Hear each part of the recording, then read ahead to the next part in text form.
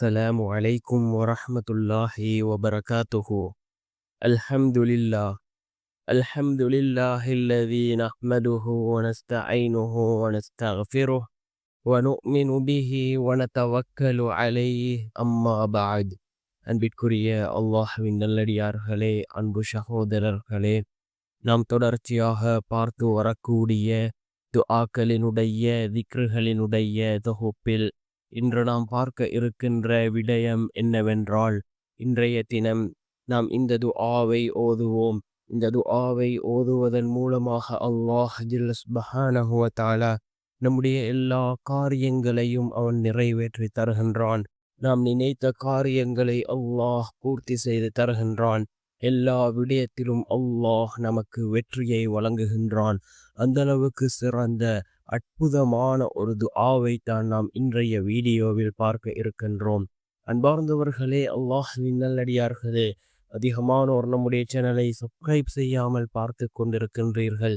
நீங்கள் சப்ஸ்கிரைப் செய்து லைக் இடுவதன் மூலமாக நமது சேனலில் உள்ள வீடியோக்கள் இன்னும் பல சகோதரர்களுக்கு கொண்டு போய் சேர்க்கப்படும். அவர்கள் அதனை பார்த்து பயனடைந்தால் அதற்குரிய கூலியை அல்லாஹ் உங்களுக்கும் வழங்குவான். அன்பார்ந்தவர்களே, அல்லாஹ்வின் நல்லடியார்களே, இந்த துஆ மிக முக்கியமான ஒரு துஆவாக இருந்து கொண்டிருக்கின்றது. அல்லாஹ்விடத்திலே நம்முடைய காரியங்களில் வெற்றியை நாம் இந்த துஆவின் மூலமாக கேட்கின்றோம்.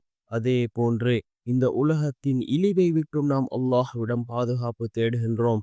அதே போன்று மறுமையுடைய வேதனையை விட்டும் நாம் அல்லாஹ்விடம் இந்த துஆவின் மூலமாக பாதுகாப்பு தேடுகின்றோம். மிகவும் சிறந்த ஒரு துஆ. ஒவ்வொரு ஃபர்லான தொழுகைகளுக்கு பின்னாலும் நாம் இந்த துஆவை ஓதி அல்லாஹ்விடம் பிரார்த்தனை செய்வோம். நாம் துஆக்களை ஓதுகின்ற பொழுது யகீனோடு இஹ்லாஸோடு ஓதுவோம். ஒவ்வாறு ஓதக்கூடிய துஆக்களே அல்லாஹ்விடத்திலே கபூலாகின்றது. அன்பார்ந்த சகோதரர்களே, அல்லாஹ்வின் நல்லடியார்களே, ரசூலுல்லாஹி ஸல்லல்லாஹு அலைஹி வஸல்லம் அவர்கள் ஒரு மனிதனுடைய துஆ எந்த விதத்தில் அல்லாஹ்விடத்திலே ஏற்றுக்கொள்ளப்படுகின்றது என்று கூறினார்கள். அந்த துஆ கேட்டவுடனேயோ அல்லது சிறிது காலம் தாழ்த்தியோ ஒரு மனிதனுடைய துஆ ஏற்றுக்கொள்ளப்படும். அதே போன்று அவருக்கு ஏற்படக்கூடிய ஆபத்துக்களில் இருந்து அந்த துஆ அவரை காப்பாற்றும். நாளை மறுமையுடைய நாளில் அந்த துஆவிற்கான பலனை அந்த மனிதன் அடைந்து கொள்வான். இவ்வாறு இந்த முறைகளில் ஒரு மனிதனுடைய துஆ அல்லாஹ்விடத்திலே கபூலாகின்றது. அன்பார்ந்த சகோதரர்களே, அல்லாஹ்வின் நல்லடியார்களே, நாம் கேட்கக்கூடிய துஆ ஒருபோதும் வீணாகுவதில்லை. நாம் அதிகமாக துஆக்களை கேட்போம்.